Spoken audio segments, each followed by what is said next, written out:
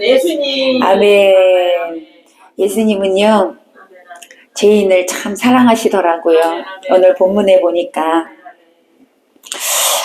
우리가 세상을 살아가다 보면 실망과 좌절과 아픔을 겪고 살아가게 되죠. 거기에서 자유로운 사람은 거의 없을 겁니다. 때로는 가난 때문에 슬프고, 때로는 실패해서 슬프고, 배신당해서 슬프고, 아파서 슬프고, 일이 뜻대로 되지 않아서 슬프고, 죽음 문 앞에 있어서 슬프고, 그렇죠? 외로움과 고독함에 슬프고, 이런 모양 저런 모양으로 우리는 그런 세상을 살아가게 됩니다. 열심히 일한다고 해도 잘 되는 것도 아니고, 노력해도 실패할 수 있고, 힘을 써도 안 되는 일이 많다라는 것이죠.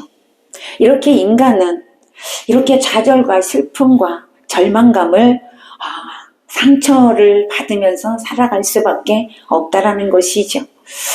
아마 오늘도 우리는 이런 삶을 살다가 하나님 앞에 나왔습니다.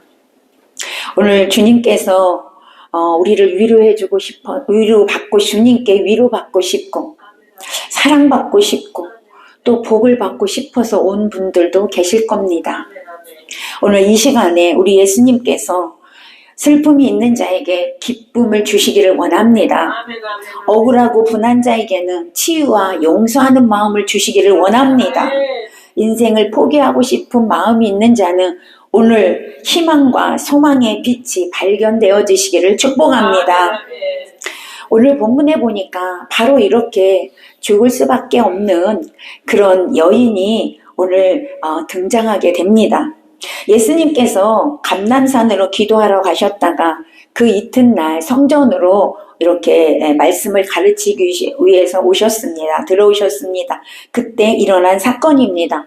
성전에 예수님이 들어오시니 많은 사람들이 예수님께로 나왔습니다. 그들에게 말씀을 증거하고 있을 때 서기관과 바리새인들이 음행하다 현장에서 잡힌 여자를 데리고 왔습니다. 그리고 예수님 앞에 세우고 예수님께 질문을 합니다. 선생이요, 이 여자가 간음하다가 이렇게 현장에서 잡혔습니다. 모세의 율법에 의하면 이런 여자는 돌로 치라고 명하였는데 선생은 어떻게 할 겁니까? 라고 이렇게 질문을 합니다. 이것은 우리가 성경에서 보니까 그들이 예수님을 고발할 조건, 그죠? 그걸 만들기 위해서 여인을 데리고 왔다라고 성경에 기록하고 있습니다. 앞에서 보면, 우리 앞장에서 보면 바리새인과 서기관들은 어떻게 해서든지 예수를 죽이려고 그 증거를 찾아서 다녔어요. 그래서 예수를 죽이려고 했지만 예수를 따라다니는 사람이 워낙 많으니까 그들에게 큰 소동이 일어날까봐 그것이 두려워서 예수를 잡지 못했어요. 그런데 오늘 딱 음행한 여자를 딱 데리고 오면서 이번에는 예수를 우리가 잡고야 말겠다. 예수를 죽일 그 조건이, 고발할 그 조건이, 명분이 지금 있다라고 해서 예수님께 찾아온 것입니다. 이러한 배경을 가지고 우리가 오늘 예수님에 대해서 오늘 교훈을 받기로 하겠습니다. 자, 첫 번째 보니까 오늘 이 사건 속에서 예수님은 죄인을 정말로 불쌍히 여기신 분이라는 것을 우리가 알 수 있다는 것입니다. 이 질문을 했을 때 바리새인 서기관들이 질문을 했을 때 이 여인을 모세는 돌로 쳐 죽이라고 했는데 예수님은 어떻게 하실 것입니까? 라고 했을 때 예수님이 뭐라고 대답을 하셨냐면 7절입니다. 우리 함께 읽어보겠습니다. 7절 시작. 그들이 묻기를 마지 아니하는지라 이에 일어나 이르시되 너희 중에 죄 없는 자가 먼저 돌로 치라 하시고. 아멘. 바리새인과 서기관들은 간음하다 현장에 잡힌 여인을 예수님께 끌고 와서 조금 전에 말씀드렸듯이 예수님을 고발할 조건을 얻고자 했습니다. 이들에게는 여인에 대한 어떤 긍휼함과 어떤 여인을 배려하는 마음은 조금도 없었습니다. 예. 오직 어떻게 해서든지 이 여인을 빌미로 해서 예수님을 고발할 조건을 잡고자 하는 기회로 잡고자 하는 그거밖에 없었다라는 것이죠. 그들의 생각에는요, 이번이야말로 예수를 잡을 기회다, 좋은 기회가 생겼다라고 해서 예수님께로 이 여인을 데리고 온 것입니다. 그러나 고아와 과부와 고아와 과부의 친구가 되어주셨고 죄인들과 세리들과 늘 함께 하셨던 그런 예수님께서 이 여인에 대해서 오늘 본문에 보면 어떤 반응을 보이셨냐면 예수님께서는 이 여인의 간음 사건을 통해서 모세의 율법도 만족시켜야 되고 예수님의 긍휼하심 사랑도 만족시켜야 되는 그런 엄청난 위기에 사실은 있는 겁니다. 예. 만약에 예수님이 모세의 율법을 그걸 지키기 위해서는 여자에게 어떻게 판결을 내려야 되냐면 모두가 돌로 쳐서 죽여라 라고 판결을 해야 합니다. 만약에 그렇게 판결을 한다면 예수님은 그동안 늘 뭐라 그랬어요? 원수를 사랑해라. 모든 사람을 사랑해라. 긍휼히 여겨라 라고 했던 예수님의 그 말씀에 위배되는 거잖아요. 그러면 그렇게 판결을 하면 바리새인과 서기관들은 예수님에 대해서 뭐라고 하겠어요? 이중인격자. 그렇지 않습니까? 그동안의 말과 행동은 다르네? 외식하는 자 이렇게 할 거란 말이죠. 그런데 예수님이 이 여인을 살려라 살려둬라 그러면 어떻게 하게 되겠습니까? 모세의 율법을 범하는 거가 되잖아요. 그러니 율법을 범하지도 아니하고 예수님의 긍휼하심도 나타내야 되는 이런 상황이란 말이죠. 그때 예수님께서 오늘 7절에서 그 말씀 하신 거예요. 예수님께서 그 상황에서 땅에 이제 몸을 굽히시고 손가락으로 무엇을 쓰셨어요. 그리고 일어나서 입을 여셨습니다. 뭐라고 입을 여셨어요? 너희 중에 죄 없는 자가 먼저 돌로 쳐라. 예수님이 이 말씀을 하실 때 이 여인, 간음하다 잡혀온 이 여인은 그 마음이 어떻겠습니까? 예수님의 말 한마디에 나의 삶이 왔다 갔다 하는 거잖아요. 죽을 수도 있고 살 수도 있다라는 것입니다. 그러니 그 마음이 얼마나 조마조마했겠어요. 그런데 예수님께서 하신 말씀이 너희 중에 죄 없는 자가 먼저 돌로 치라 이렇게 말씀을 하시고 그 다음에 또 땅에다가 뭐라고 글을 쓰셨어요. 예수님이 뭐라고 쓰셨을까? 여러분 생각해 본 적 있습니까? 예수님이 땅에다가 무슨 글씨를 쓰셨을까? 저는 이런 글을 썼을 거라고 생각을 해봤습니다. 어떤 글이냐면 하나님께서 성경에 보면 글을 쓴 적이 2번 있었어요. 첫 번째는 모세가 시내산에 올라갔을 때 그 돌판에다가 십계명을 직접 하나님이 써주셨어요. 그리고 두 번째는 다니엘서의 5장 25절에 보면 벨사살 왕을 바벨론 왕인 벨사살 왕이 이제 죄를 지어서 하나님께서 벨사살 왕을 심판하시겠다라는 그런 말씀을 쓴 적이 있습니다. 그 말씀이 메네메네 데겔 우바르신이라고 썼습니다. 메네메네 데겔 우바르시라는 것은 벨사살 왕을 심판한다라는 경고의 그런 글씨였습니다. 어쨌든 이걸 추측해 볼 때, 이것을 통하여 추측해 볼 때 아마 이 바리새인과 서기관들도 심판에 대한 내용을 예수님이 쓰시지 않았을까라는 생각을 해봤습니다. 성경에는 왜 어떻게 쓰셨는지 나오지 않기 때문에 그냥 추측입니다. 어떤 학자들은 이렇게 얘기하시는 분도 계십니다. 예수님이 바리새인과 서기관들의 죄를 너희들의 그들의 죄를 땅에다 쓰셨다라고 하시는 분도 계셔요. 왜냐하면 예수님은 그들의 죄를 다 알고 계시기 때문에 그럴 수도 있겠구나. 왜 그럴 수가 있냐면 그 후에 보면 이들이 그 말을 듣고 양심의 가책을 받아서 다 떠나갔다라고 기록을 하고 있기 때문에 그렇습니다. 어쨌든 그 글 쓴 것을 보고 거기에 바리새인과 서기관들이 여자를 정죄하려고 왔다가 모두가 하나하나 다 떠나갔다라고 말씀하고 이제 여자만 남게 되었어요. 그때 여자만 남게 되었을 때 예수님께서 여자에게 또 묻습니다. 여자야, 너를 고발하던 그들이 어디 있느냐? 너를 정죄한 자가 없느냐? 이렇게 물었을 때 여자가 뭐라고 말합니까? 주여, 없나이다. 고발하던 자들이 다 떠났다는 거예요. 예수님과 여인만 딱 남았습니다. 여러분, 지금도 오늘날도 사단은 우리 예수 믿는 사람들을 고발하기 위해서 약속해서 여러분을 정죄합니다. 넌 죄인이야. 네가 어떻게 천국에 갈 수 있어? 너는 구원 얻을 수 없어. 너는 살 가치가 없어. 너 뭐든지 해도 안 돼. 너는 뭐든지 안 돼. 너는 실패자야. 너는 죽어서 마땅해. 여러분, 사단이 우리를 이렇게 고발한다는 거예요. 우리를 정죄한다는 거예요. 그러나 우리가 예수님 앞에 서기만 하면, 할렐루야, 예수님 앞에 오기만 하면 여러분, 사단은 이렇게 떠나가게 된다는 걸 믿으시기를 바랍니다. 내가 예수 앞에 있으면 사단은 우리를 정죄할 수 없어요. 로마서 8장 1절에 보니까 이제 그리스도 예수 안에 있는 자는 결코 정죄함이 없다라고 말씀하셨습니다. 여러분을 누구도 정죄할 수 없어요. 아멘. 어떤 사단도 여러분을 정죄할 수 없어요. 하나님이 이미 딱 말씀해 주셨습니다. 과거형입니다. 그러니 누가 여러분, 사단이 여러분을 정죄하거든 예수의 이름으로 명령하느니 나는 의인이 됐다라고 말씀하시기를 바랍니다. 하나님이 죄 없다라고 하셨단 말이에요. 그러므로 우리는 그 정죄에 넘어가서 좌절하거나 실망하거나 여러분 그런 삶을 살지 않기를 바랍니다. 자, 이처럼 예수님은요, 우리를 긍휼히 여기십니다. 우리를 사랑하십니다. 죄인을 사랑하십니다. 그래서 예수님은 우리에게 회개의 기회를 주시고 계시다는 걸 믿으시기를 바랍니다. 우리가 회개하면 예수님은 용서해 주시고 다시 정죄하지 않으신다고 말씀하셨고 기억지 않으신다고 말씀하셨습니다. 여러분, 여기서 보면 누가 죄인일까요? 모두가 오늘 음행하다 잡혀온 여인이 죄인이라고 할 겁니다. 맞죠? 이 여인이 죄인인 건 두말할 것도 없습니다. 그러나 여인만 죄인이냐 이 말이에요. 그들을 데리고 온 바리새인과 서기관들은 죄인이 아니냐 이 말이죠. 모두가 죄인입니다. 이 세상에 의인은 한 사람도 없다고 했어요, 성경에. 모두가 죄인인데 누가 누구를 정죄할 수 있냐 이 말입니다.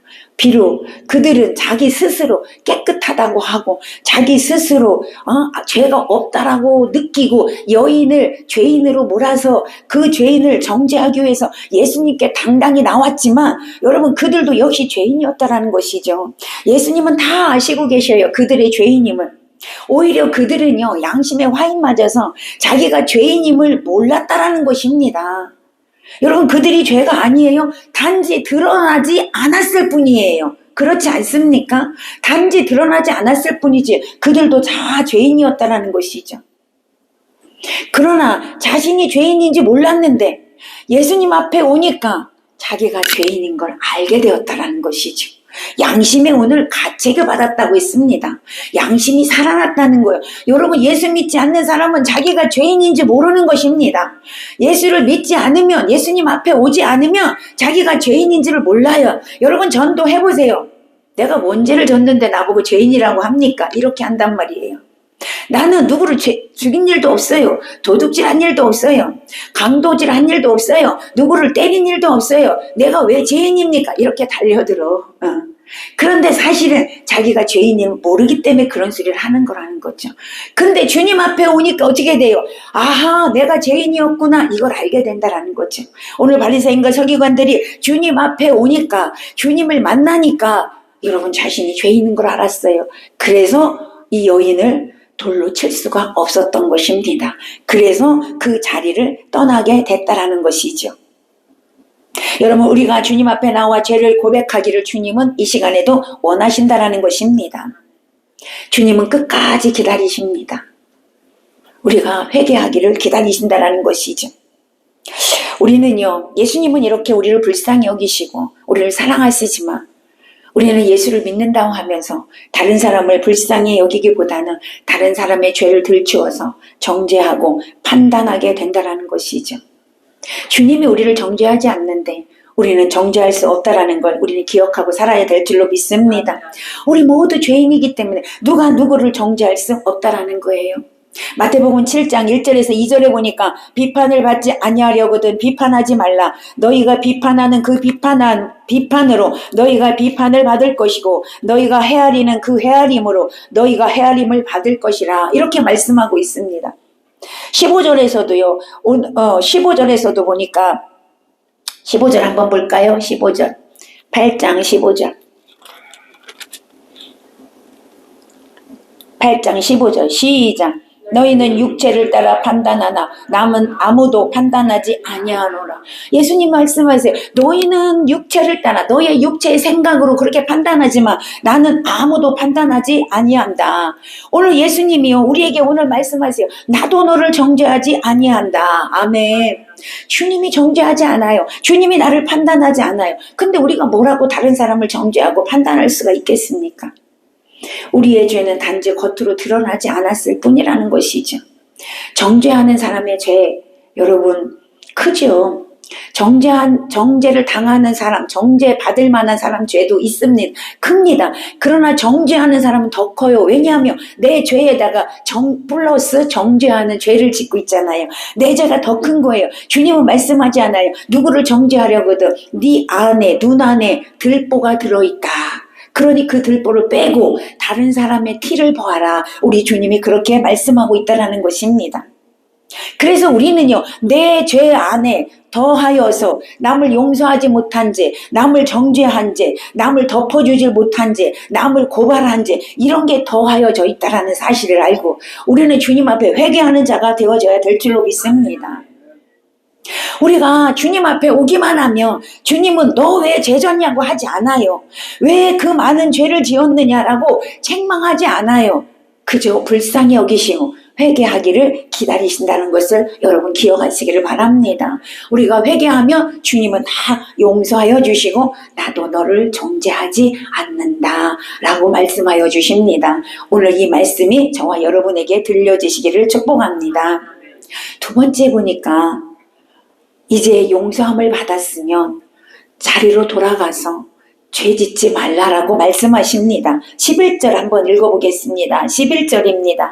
11절 시작. 대답하되 주여 옵나이다. 에스께서 이르시되 나는 너를 정죄하지 아니하노니 가서서 당신의 죄를 범하지 말라 하시니라. 네, 다시는 가서 죄를 짓지 말라고 말씀하십니다. 이제 용서받았으면 용서받은 자로 살아가라는 거예요. 용서받은 자로 새로운 삶을 살라는 것입니다. 죄의 자리에서 더 이상 머물러 있지 말라라고 거기서 떠나라고 말씀하고 있습니다. 용서를 받았으면서도 아직도 그 죄의 자리에 있으면 어떻게 될까요? 계속 똑같은 죄를 지을 거 아닙니까? 그러기에 예수님께서는요 거기에서 머물러 있지 말고 떠나라. 그래야 네가 새로운 삶을 살 수 있다. 네가 그래야 새로운 인생을 살 수 있다라고 말씀하고 있다라는 것이죠. 그런데 흔히 우리는 잘못했습니다. 용서해 주세요. 이러고 어떻게 살아요? 그냥 끝나요. 그 자리에 계속 살고 있다라는 거죠. 죄의 자리에서 살고 있어요. 그러니까 여러분 똑같은 죄를 져요, 안 져요? 똑같은 죄를 짓게 돼 있어요. 왜요? 이 자리는 죄의 자리거든요. 그런데 여기서 죄를 짓고 있으면서 맨날 회개합니다. 용서하여 주세요. 이러고 여기서 그냥 살아. 그러면 똑같은 거예요. 반복되는 거예요. 그래서 주님은 네가 다시는 죄를 짓지 아니하려며 그 자리를 떠나라. 아멘. 오늘 예수님이 말씀하잖아요. 이제 너는 다시는 죄를 짓지 마라. 이게 아니고 그 자리를 뭐래요? 떠나라. 떠나서 다시 죄를 짓지 말래요. 떠나래요. 여러분 사실은 신앙은 떠나는 거예요. 아멘. 떠나는 거예요. 이 자리에서 떠나야 돼요. 오늘날 성도들이 왜 계속 죄를 짓고 사냐? 죄의 자리를 떠나지 않기 때문에 그렇습니다. 그 자리를 떠나 새로운 삶을 살아야 하는 겁니다. 이제 새로운 삶의 방향으로 가야 하는 겁니다. 주님이 주시는 새로운 삶의 방향으로 나아가시기를 축복합니다. 이것이 회개입니다. 사실은요. 말로 하는 게 회개가 아니라는 거죠. 그 자리를 떠나는 게 진정한 회개라는 거예요. 시편 1편의 1절에 보니까 복 있는 사람은 악인의 꾀를 따르지 않느냐인데요. 죄인의 길에 서지 않는데요. 오만한 자리에 앉지 아니한대요. 그리고 어떻게 한대요? 주야로 주의 말씀을 묵상한대요. 읽고 묵상하는 자가 복 있는 자래요. 여러분 죄의 자리를 떠나십시오. 오만한 자리를 떠나십시오. 아멘. 죄인의 자리를 떠나셔야 합니다. 그래야 복 있는 자가 될 수 있어요. 하나님의 은혜로 거듭난 자는 이제 그 죄악된 곳을 반드시 떠나야만 복 있는 자로 살아갈 수 있음을 믿으시기를 바랍니다. 아브라함, 성경에 아브라함 나오죠? 창세기 12장에 보면 아브라함이 나오는데요. 12장 1절에서 하나님께서 아브라함에게 딱 나타나셨어요. 그래서 아브라함에게 뭐라고 말씀하셨냐면 너는 고향 친척 아비 집을 떠나라 이렇게 말씀하셨어요. 그런데 아브라함은 믿음이 없는 사람이었는데 그 명령에 순종했습니다. 자, 그러면 하나님은 왜 그 자리를 떠나라고 했을까? 아브라함이요, 그 자기 고향에서 잘 살고 있었어요. 부자로 살았어요. 왜 부자로 살았냐? 아버지가 우상 만들어 파는 사람이었거든요. 우상을 만들어 파는 사람이었기 때문에 아브라함을 하나님이 떠나라고 한 것은 첫 번째 이유는 그 아버지의 집은 죄의 자리였기 때문에, 죄가 있는 곳이었기 때문에 떠나라고 한 거예요. 왜? 우상 만들어 팔았다니까요. 그러니까 죄의 자리란 말이죠. 아브라함은요, 아브라함의 아버지는 이렇게 우상을 만들어 파는 그런 장사였습니다. 그런데 하나님은 아브라함에게 너 왜 거기서 죄를 짓고 살았냐? 왜 거기서 우상을 만들었냐? 라고 아브라함을 책망하지 않으셨습니다. 판단하지 않으셨습니다. 그러나 아브라함에게 죄의 자리를 떠나기를 원하셨습니다. 그래서 떠나라고 했던 것이죠. 죄의 자리를 떠나라. 떠나라. 이 명령에 아브라함은 순종했다라는 것입니다. 두 번째, 하나님은 왜 아브라함을 떠나라고 했을까요? 그 자리는 축복의 자리가 아니었기 때문에. 축복의 자리가 아니었기 때문에 떠나라고 한 거예요. 하나님은 아브라함에게요, 축복의 근원 삼으시고 싶으셨어요. 축복의 자녀 삼으시고 싶으셨어요. 믿음의 근원이 되는 자녀로 삼고 싶으셨어요. 그런데 그 우상 자리에, 그 죄의 자리에 있으면 여러분 어떻게 축복의 통로가 되겠어요? 어떻게 복의 근원이 되겠어요? 어떻게 믿음의 근원이 될 수가 있겠습니까? 그러니까 그곳에서 떠나라고 했던 것이죠. 죄의 자리에서 떠나서, 저주의 자리에서 떠나서 축복의 자리, 가나안 땅으로 가라라고 말씀하여 주신 것입니다. 결국 아브라함이 순종했기 때문에 아브라함은 아브라함이 되었고 믿음의 조상이 되었고 축복의 근원이 된 줄로 믿으시기를 바랍니다. 하나님이 그렇게 하시려고 여러분 아브라함을 불러내신 거예요. 사랑하는 여러분, 여러분을 축복의 통로가 되게 하시려고 세상에서 여러분을 하나님이 부르신 줄로 믿습니다. 여러분이 그 음성을 듣고 이곳에 오셨기에 여러분 축복의 통로가 되신 것입니다. 아멘. 순종하는 자에게 축복이 오는 거예요. 그런데 반대로 죄의 자리에서 계속 있으면서 축복을 달라고 하며 하나님이 주시겠습니까? 주실 수가 없는 것이지요. 하나님은 우리의 연약함을 아세요. 사실요. 다 아시죠. 우리가 죄를 짓고 살 수밖에 없는 거 잘 아십니다. 그래서 우리를 정죄하지 않으세요. 다만 하나님 말씀에 순종해서 하나님 앞에 와라 이 말이에요. 하나님 안에서 살아라 이 말이에요. 하나님과 동행하며 살라 이 말이에요. 그러면 하나님이 다 용서해 주시고 하나님이 여러분을 축복의 통로로 삼으시겠다고 말씀하시는 것이죠. 그런데 여전히 죄의 자리에 있으면서 하나님 뜻대로 살지 않으면서 내가 주인 되어서 살고 있으면 결국 얻는 것은 뭐예요? 징계밖에 없습니다. 축복을 받을 수가 없다라는 것이죠. 아브라함이 이렇게 순종함으로 복의 근원이 된 것처럼 저와 여러분 순종함으로 그 축복의 주인공이 되시기를 바랍니다. 아멘. 여러분 술을 좋아하는 사람이 있었어요.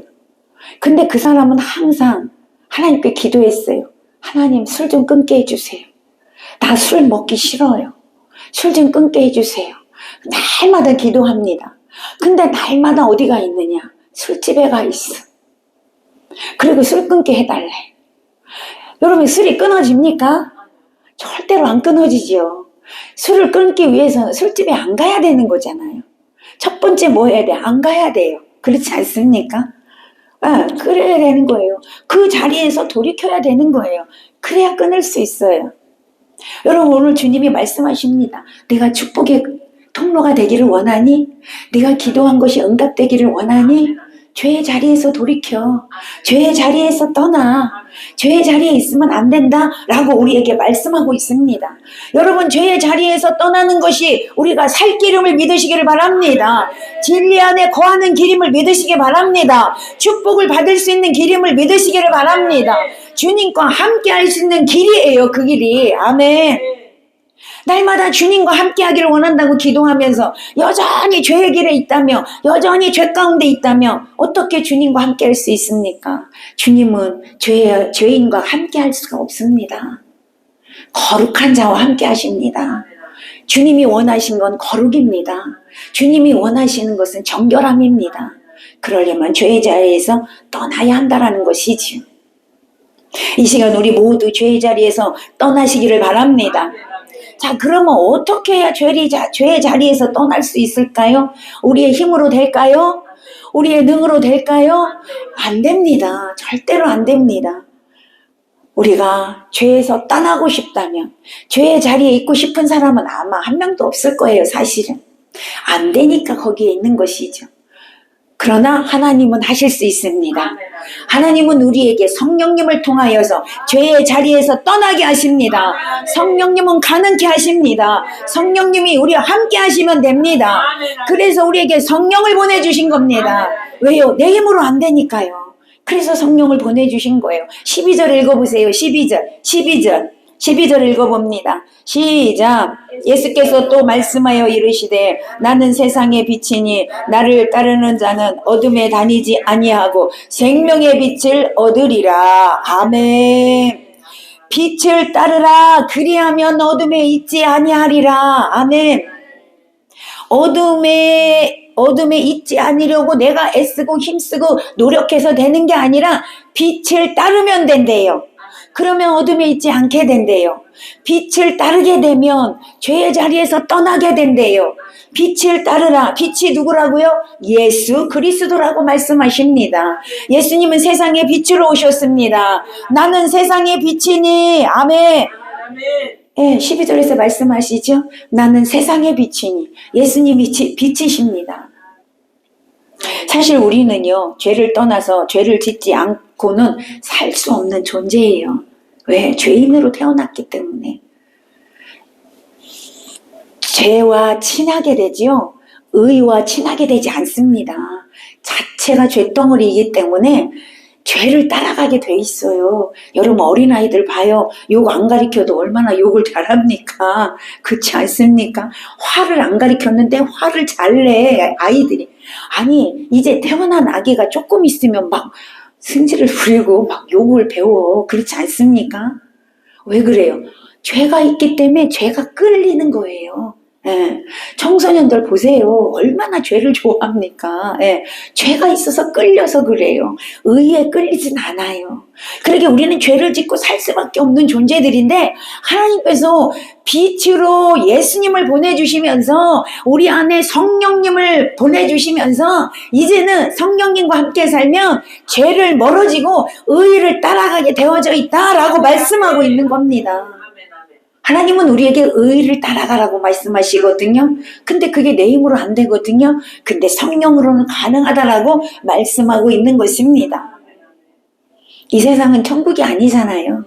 늘 환난과 슬픔과 아픔, 아까 말씀드렸죠. 시험과 장애물들이 우리를 넘어뜨리려고 해요.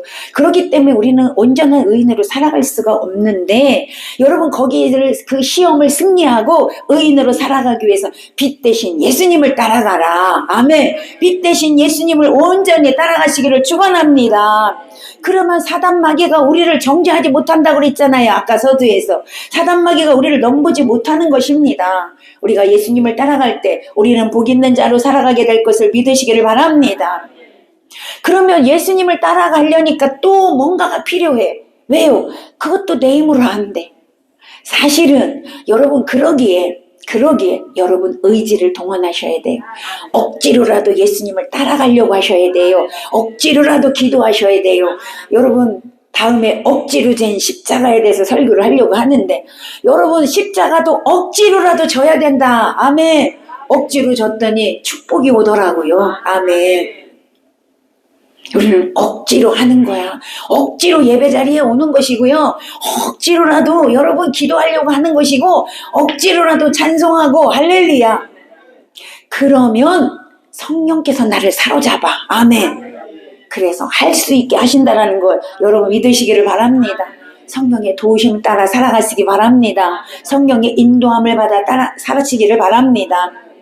사랑하는 여러분, 예수 그리스도는 이 세상의 빛이시고 진리이시고 생명이시라고 했습니다.